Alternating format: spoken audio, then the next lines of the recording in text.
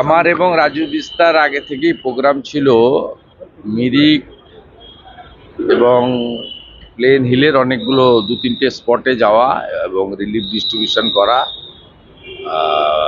যারা ক্ষতিগ্রস্ত মানুষ যতটা মানে পৌঁছানো যায় বাই রোড তাদের সঙ্গে মিট করা। এবং তারপরে তো দুটো ডেভেলপমেন্ট হয়েছে, একটা হচ্ছে খগেন মুর্মু এবং শঙ্কর ঘোষের আক্রান্ত হওয়া, তারা আমার কলিগ, তাদেরকে দেখতে হবে। খগেনদার আঘাতটা একটু গুরুতর আছে, এখানে ফ্র্যাকচার আছে। তা খগেনদার ওখানে মেডিকেল টিম যেটা ডাক্তাররা করছে তাদের সঙ্গে একটা মিটিং করব, এটাকে প্রায়োরিটি।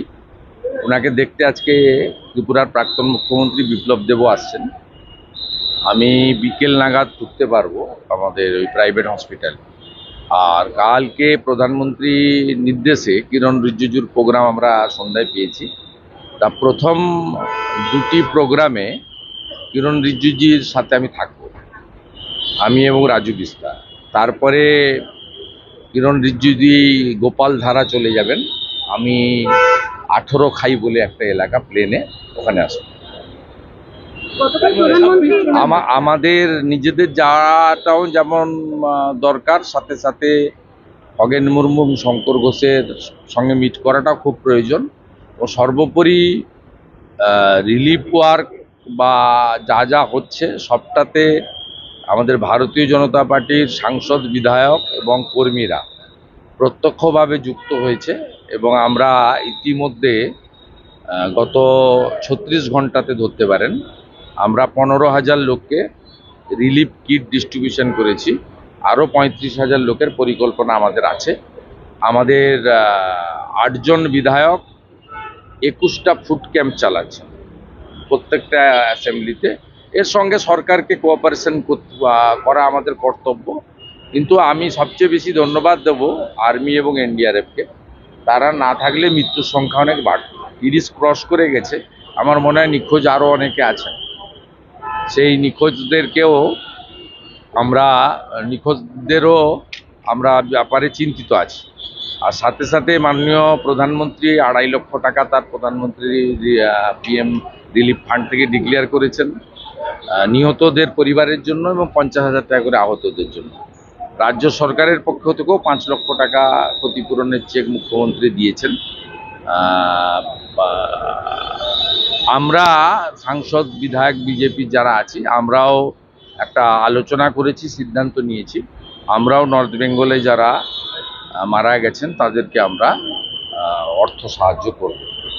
এবং আমরা নিজেদের যে ভাতা বেতন আছে আমরা সেটাকে কালেক্ট করছি, বিজেপির এমএলএ এমপিরা। আমরা সেটাও আমরা যে কজন আইডেন্টিফাই হয়েছে, এখন অবধি 23 জন আইডেন্টিফাই হয়েছে।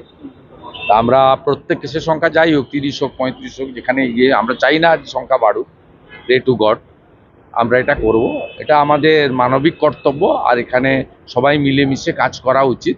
কিন্তু কালকে যেভাবে নাগরাকাটাতে ঘটনা ঘটেছে, এখনো পর্যন্ত একজনও গ্রেপ্তার করা হয়নি, এটা অত্যন্ত বেদনার। আমি এফআইআর হয়েছে কাল রাতে, এফআইআরের কপি ইত্যাদি ব্যবস্থা নিচ্ছি এবং প্রয়োজন হলে আগামীকাল কলকাতা হাইকোর্টের ভ্যাকেশন বেঞ্চে আমরা যদি আজ বিকেলের মধ্যে অ্যারেস্ট না হয়, কারা করেছে ভিডিওতে খুব পরিষ্কারভাবে দেখা যাচ্ছে, আমরা তার বিরুদ্ধে কিন্তু ব্যবস্থা নেব।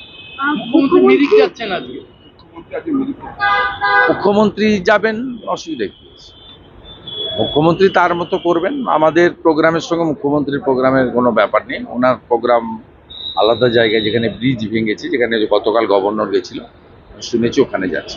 উনি যাবেন, তা এটা তো সবাই মিলে করতে হবে। এই তো ঝান্ডা নিয়ে কেউ যাবে না। এটা নিয়ে কেন খগেন মুর্মু আর শঙ্কর ঘোষকে মারা হলো, বাধা দেওয়া হলো, এর কারণই তো আমি খুঁজে পাচ্ছি না। এই সময় তো সবাই যাবেন, পাশাপাশি দাঁড়িয়েও মানুষের পাশে দাঁড়ানো যায়। এই কালকের ঘটনাটা ওনারা কেন ঘটালেন এবং ঘটানোর পরে যেভাবে ওনাদের মুখপাত্র জাস্টিফাইড করছেন এবং পুলিশ মন্ত্রী যেভাবে কন্ডেম না করে দোষীদের গ্রেপ্তারের নির্দেশ পুলিশকে না দিয়ে উল্টো দিকে বলছেন যে এমন না হওয়াই ভালো ছিল, সবাই মিলে করা উচিত ছিল ইত্যাদি ছিল। ঘটনাটাকে উনি যদি সঙ্গে সঙ্গে গ্রেপ্তার করতেন এবং নিন্দা করতেন, তাহলে তো মুখ্যমন্ত্রী তার রাজধর্মটা পালন করতে পারতেন।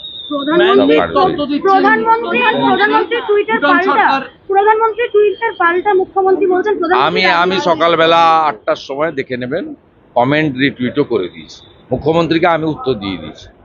প্রধানমন্ত্রীর উত্তর দেওয়ার দরকার, অনেক বড় ব্যাপার, ওয়ার্ল্ড লিডার, তার জন্য বিরোধী দলনেতা এনাফ, আমি উত্তর দিয়ে দিয়েছি। ম্যানমেড তত্ত্ব দিচ্ছেন মুখ্যমন্ত্রী, বলছেন ভুটান সরকার দায়ী। তো এখানে কালীঘাটে বলছিল ফারাক্কা দায়ী, ডিবিসি দায়ী।